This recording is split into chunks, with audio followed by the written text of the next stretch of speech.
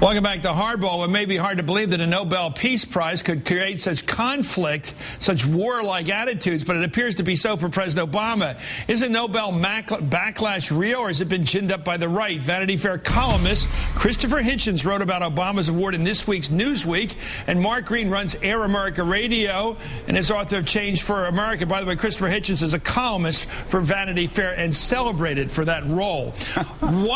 Is this your political attitude that makes you not want Barack Obama to be celebrated, or is it your iconoclasm, which has historically taken down people like Mother Teresa with the missionary position, who you've said terrible things about? And Princess Diana, but that's all right.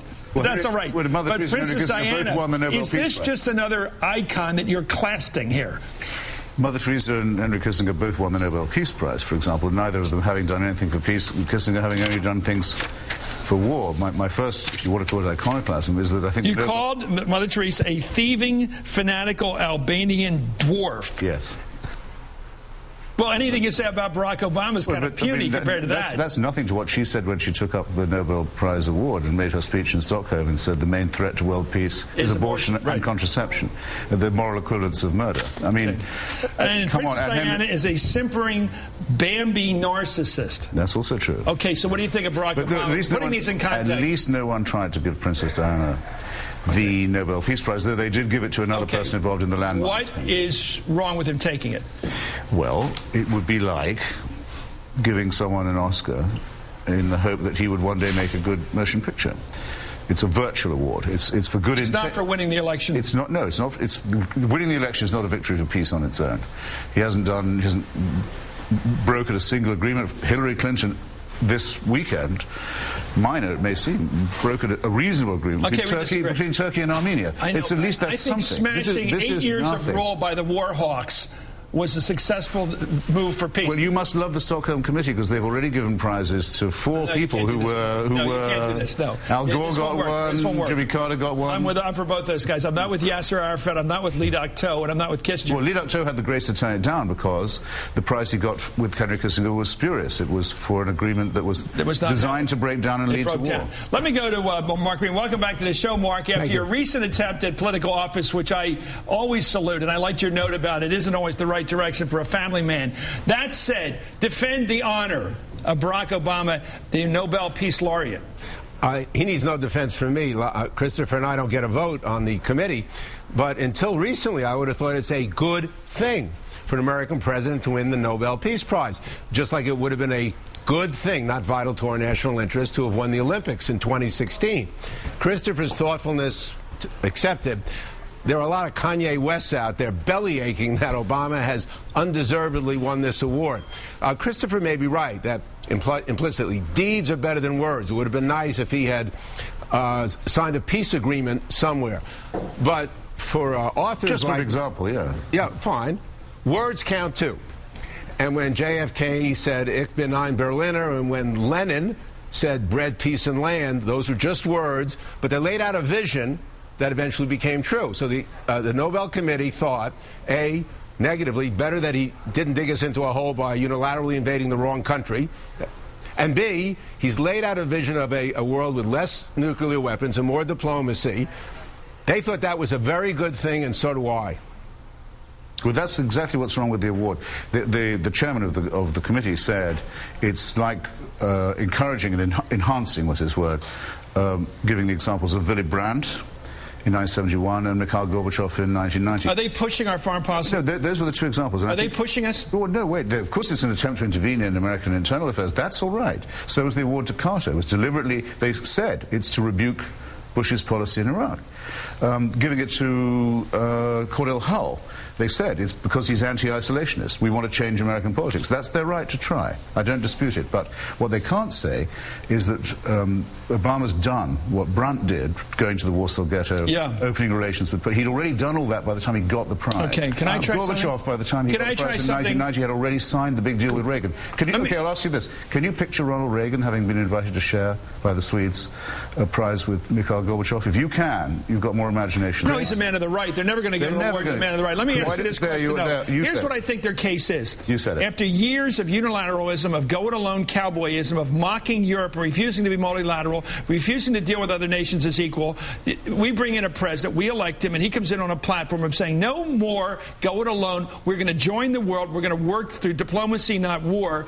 They award him for that, and that's what they say in this citation. That's nonsense, Christopher. I'm sorry. George Bush was the first president to make sure the U.S. paid its long overdue dues to the UN. He went to the UN about 5 times on Iraq, and on the main point, he got a 9-0 Security Council vote saying Iraq must come into compliance. Many of us thought that would have been enough. He laid out a very careful case. It's absolutely not true to say that he and Condoleezza Rice and Colin Powell had contempt Chris, for the if I United could. Nations. Mark, your turn. The premise of your question... Saddam Hussein had contempt for the UN. The premise of your question sounds like you voted on the Nobel Committee for Obama, and I would have done the same.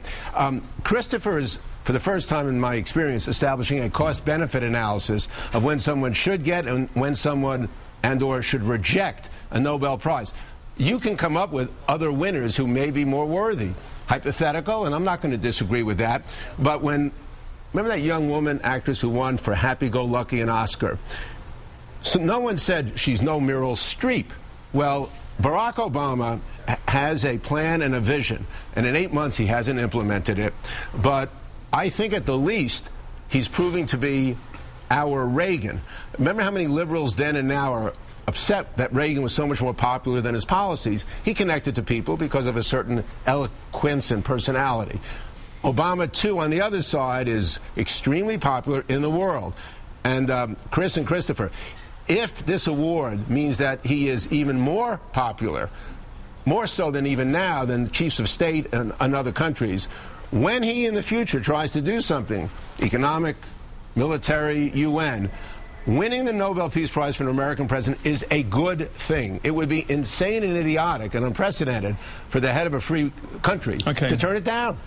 Let me throw a tough one at you, and then I want Christopher's response. Is this an attempt to get him not to send more troops to Afghanistan? Is this a very purposeful award giving? I actually spoke to Mr. Jugland of the committee, and he said it wasn't. I'm kidding. I have no idea. And it may be right that they're trying to manipulate in some way. You don't look at the motives of a public official when they vote in the Congress. You look at their vote. They voted for Obama for their own reasons. I think it's justified, maybe not as much as Willy Brandt or others. But if they think it would affect President Obama's difficult, close decision, more troops, the same number of troops, or less troops, that's absurd. He will decide, as he seems to always decide in the campaign and as president, digging into the facts and as he judges it on the merits. No, can a president who's just won the Nobel Peace Laureate risk a headline that says Nobel Peace Laureate sends 40,000 more troops to Afghanistan? Well, I think he ought to be ready to do that. I don't think that was in their mind, but you don't think it was an attempt to manipulate us? I think your second question is much more germane. He's made a huge hostage to fortune by doing this. From now on, everything he does will be so-called peace man. Yes.